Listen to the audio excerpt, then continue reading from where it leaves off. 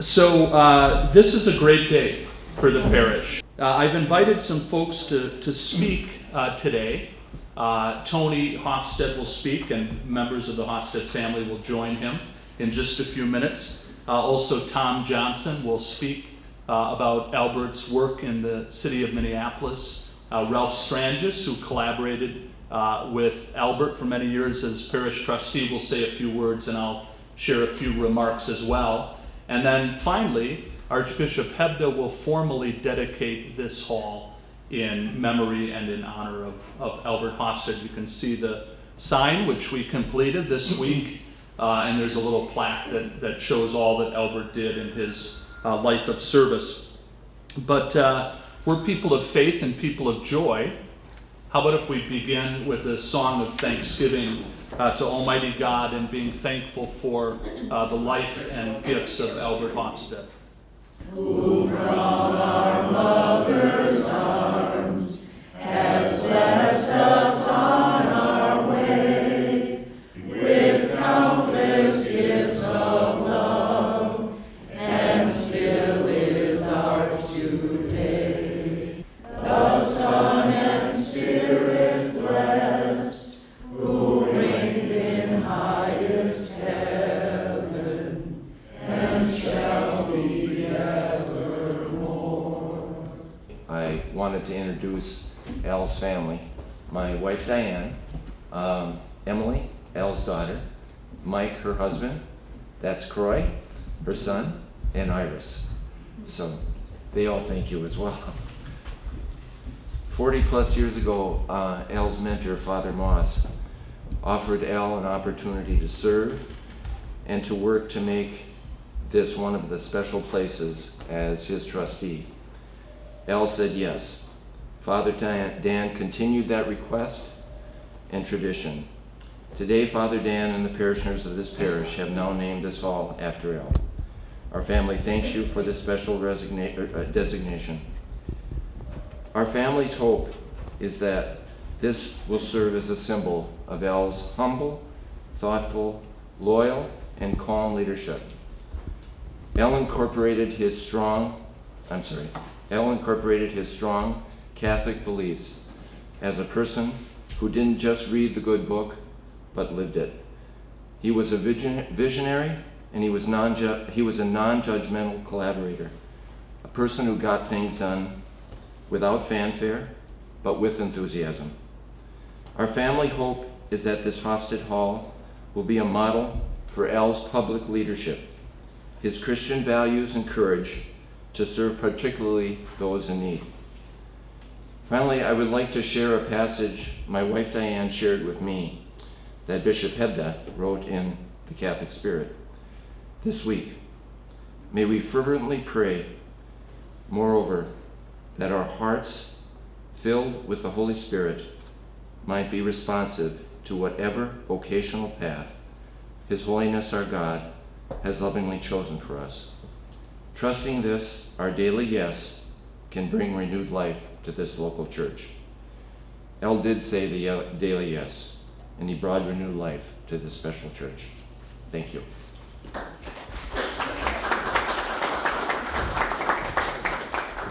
Thank you, Tony. Tom Johnson, like Al, served as a city council member and served as Hennepin County attorney and worked with Albert closely, and I think was inspired by his leadership and could be called a mentor as well. So we invite Tom Johnson forward to say some words. Well, I'm delighted to be here this morning, and let me set the record straight. Al was my mentor, not the other way around, if there was any confusion in what you just said. My path first crossed with Al Hofstede's in 1973 when he was campaigning for mayor and I was running for the Minneapolis City Council.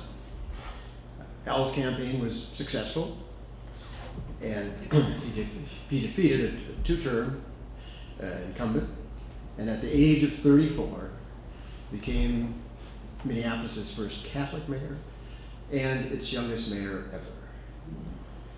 At 34, Al was no neophyte to politics and the government. He had led the fight to stop a freeway that was going to cut through northeast Minneapolis, connecting I-94 to 35W, a big deal. You had already been on the city council. You had worked in Governor Wendy Anderson's successful campaign. He had then served as a very successful chair of the Metropolitan Council, and then launched his campaign for mayor in 1973. My campaign was successful too that year, but the only thing that distinguished me is, as my literature said, I was born and raised in rural Minnesota. But because we were elected at the same time, I had the wonderful opportunity to work with Al on many occasions in many different situations. Throughout all the experiences, I saw only one Al Hofstede. He was a person who was consistently straightforward, decent, cooperative, respectful, and always of the highest integrity. And yes, calm and collected. It didn't matter what the issue was or the circumstances surrounding it. It didn't matter whether you were having a discussion with him in public or in private.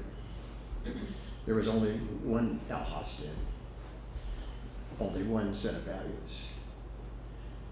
I'll offer just one example. Al's 2 terms were non-consecutive. As mayor, were non-consecutive. After his first term, he lost re-election to the person he had defeated the first time, for his first term. It was a real shocker.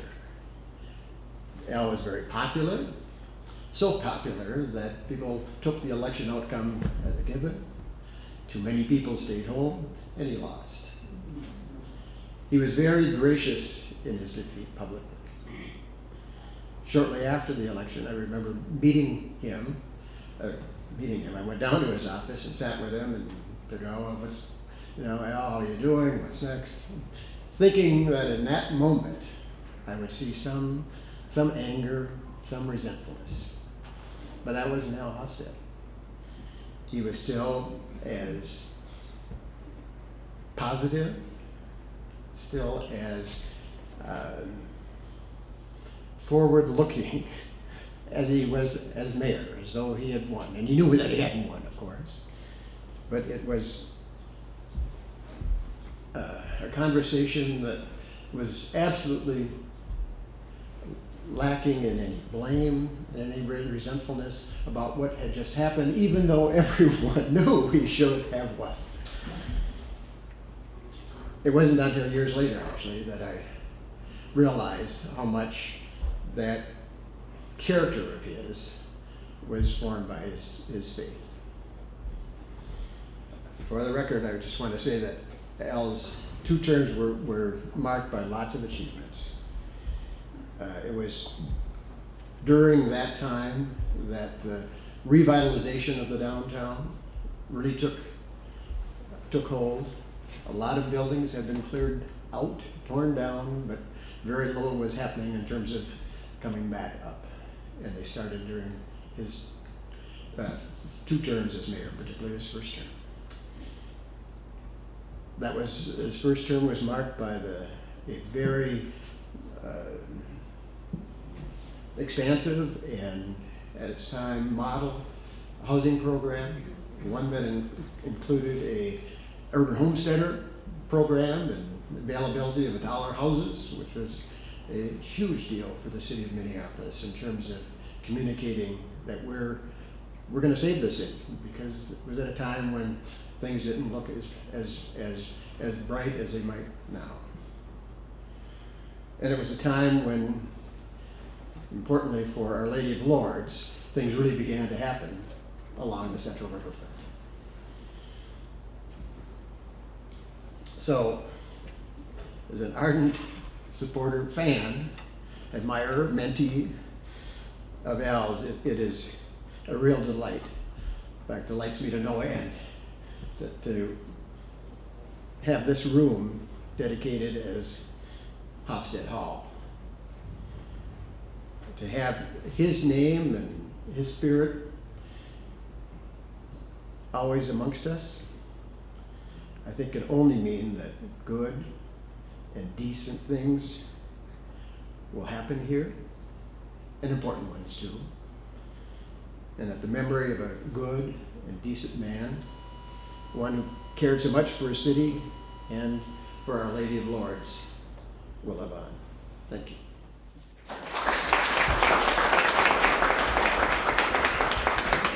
Thank you to Tom. And just for the record, that buzzing was not signaling him that his time was up. He was still under 5 minutes. I think we've tried to disconnect that for 5 years and it's still buzzing, so. Why did I feel a joke? Ralph Strangis and Albert collaborated as trustees here, overlapped for many years. And I can remember the first time that I met with them down at the Nicollet Island Inn for breakfast. I was a little late and pretty quickly intimidated by these two fellows. They weren't trying to be intimidating, but just by their gravitas and experience and wisdom. It was a wonderful thing to see as a young pastor that the parish was in such good hands. And I would say their last really great act together was in advocating very strongly that this historic structure should be preserved and not have a 29-story building next to it. Now imagine what that would look like rather than the 6 stories. And I'm preparing to do a little teaching overseas on the church's teaching on the environment, and Pope Francis in Laudato Si, a beautiful document on the environment, talks about how important it is to preserve historic structures in urban planning and to plan in that way. And so they delivered a message to the developers that this would not happen, and it didn't. So I thank Ralph and Al for their collaboration and invite Ralph to come forward and offer a few words.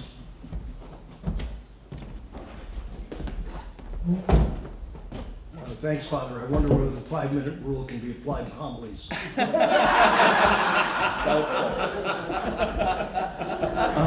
Well, I'm honored. In 2016, when Al passed away, I decided it was probably time for me to retire.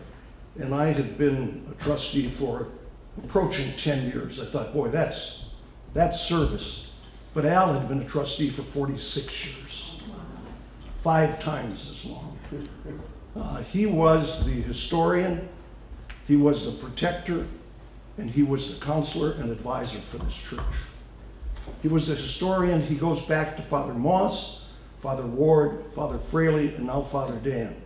All different pastors in a time of change for the church, and not just liturgically, but as I saw the 10 years that I was involved as a trustee, the structure within the church for administration, for bringing the church back into sort of the real world of running a business, finance council, all of that was developing, and Al, of course, was a part of it. He was part of the history, and whenever we had a subject to talk about, he could remember what happened when Father Moss was there, when Father Ward was there, when they did it this way, very collaborative. He was a protector of the institution.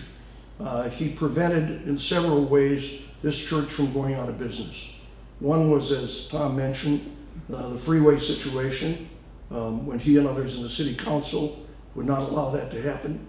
Another was when the archdiocese was considering closing the church because they didn't feel that it had enough potential, and Al was one of those who convinced them, and I think today is proof of the validity of what he did, that this church has great potential.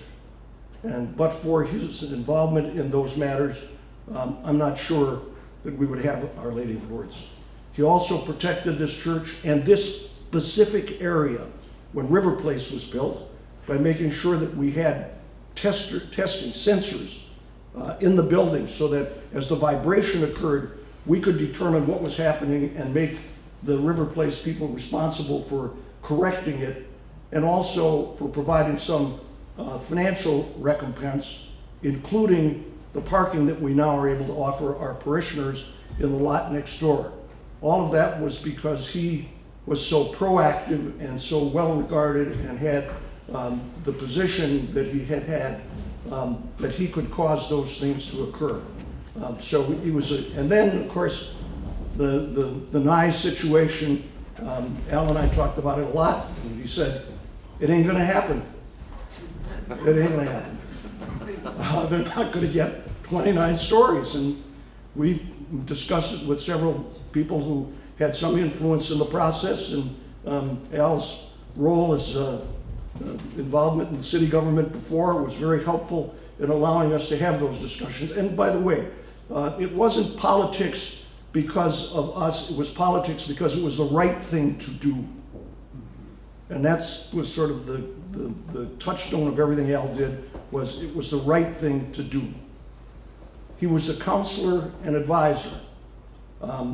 He was, as Tony mentioned, he was, for all he did, he was an extraordinarily humble person. And when he came to a meeting or we discussed a matter, he evidenced what I would call uncommon common sense. That was his approach. It wasn't some analytical theory or some, I was on the city council, it was a common sense approach to the issue, to the solution, and it came from so many years of being committed to the community, committed to the church. Frankly, he was a man of great faith. I was fortunate enough, Al was a neighbor of mine many years ago. We lived across the street from each other. And I was fortunate enough to also be on the board of Catholic Eldercare with Al. So I've shared the trustee's role and that role with Al. Catholic Eldercare was started basically by Tom Glodick, who's here today with his wife, Al and Sister Ruth Rowland. It was a vision. It was a dream. It was an impossible dream. They got it done. Not only did they get it done, but because of the foundation that occurred at Catholic Eldercare as a nursing home, they were able, and with the help of the follow-on people who also participated, to have that a facility that goes far beyond a nursing home. There's programs, there's additional buildings, there's additional efforts that were made to embrace the community. Without Al, we probably wouldn't have the church today. We wouldn't have Catholic Eldercare. We are extremely fortunate, and this is a modest recognition of a great service to this community and this church.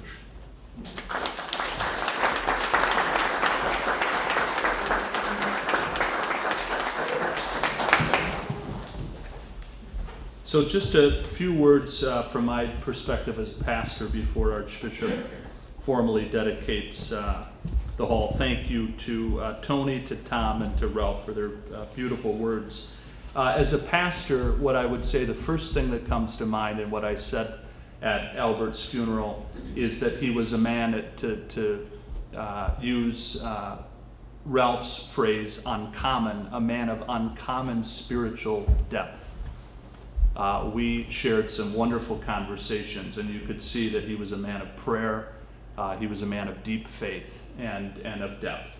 And so that was the foundation from and for his life of service. The thing that I look for in a trustee is faith, generosity of spirit and accessibility, obviously intelligence and wisdom, and then a blend of both prudence and courage. Knowing to do the right thing when circumstances are difficult, but also the prudence to know the means by which one goes about what you're trying to achieve. Albert and Ralph had that combination in spades, and it's one of the reasons why they were such good trustees and such a good team. The reason we're naming, this is the first thing that has ever been named at Hall or anything at Our Lady of Lourdes. And we thought it was fitting to do this within our 140th year and shortly after Albert passed away last fall. And we're doing it because when we look through the annals of the church history, there is no person, clergy or lay person, who had more of a positive effect on the life and the protection and history and future of this parish than Albert. And it is fitting, and as Ralph says, it's modest compared to his outsized service both in Minneapolis and here at Our Lady of Lourdes. And one final note, Al was a man of the Second Vatican Council.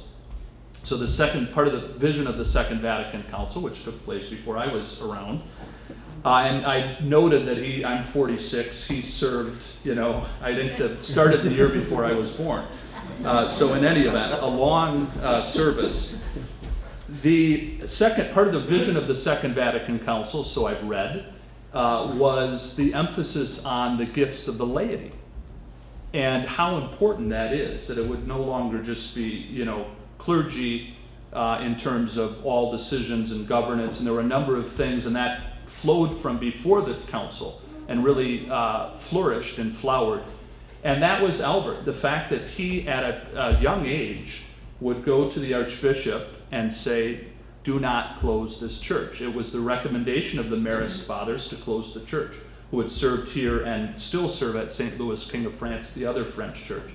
And one can understand that. But Albert had the foresight, the creative foresight to see around the curve, which is that's an uncommon gift, and we are the beneficiaries of that. And then the other part of the council, and certainly the teaching and leadership of Pope Francis, is to reach out to our brothers and sisters on the margins. Albert had a very clear heart for those who struggle on the margins of our society, and he led in that way. Whether it was low-income housing, he and I had a number of conversations about this. He was a man who had a heart for his fellow brothers and sisters, especially for those who suffer on the margins. So I think it's a very fitting tribute to Albert, and as Ralph and Tony and Tom said, we hope that his spirit will be alive and that we'll be inspired by his generous heart, his faith, and his service. So I'd like to welcome again and thank Archbishop Hebda for his presence. He's a busy man and made time in his schedule to be with us. So we welcome Archbishop Hebda.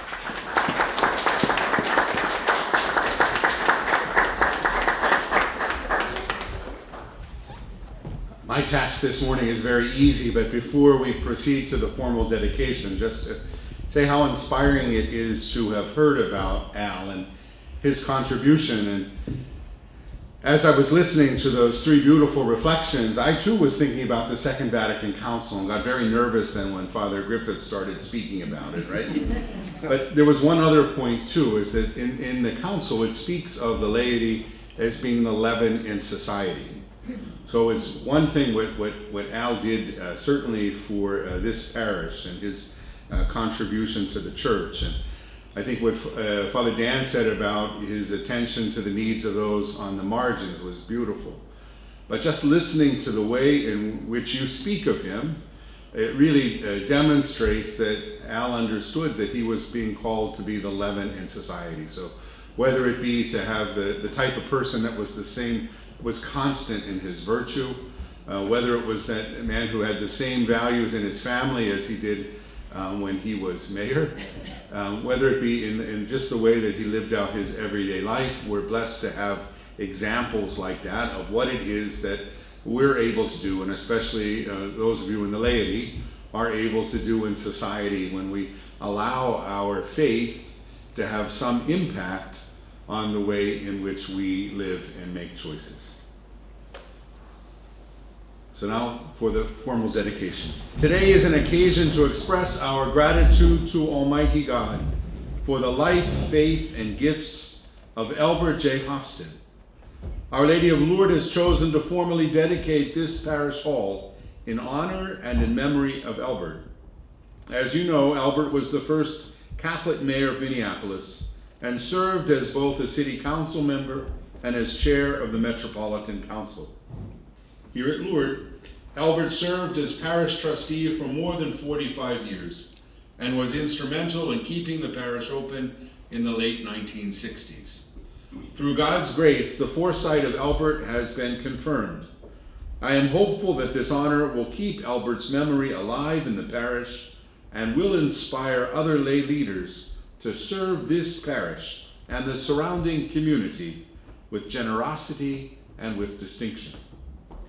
Therefore, today, I, Archbishop Bernard Hebda, Archbishop of St. Paul in Minneapolis, and President of the Corporate Board of Our Lady of Lourdes of St. Anthony, do hereby dedicate this parish hall in honor and in memory of Albert J. Hofstede.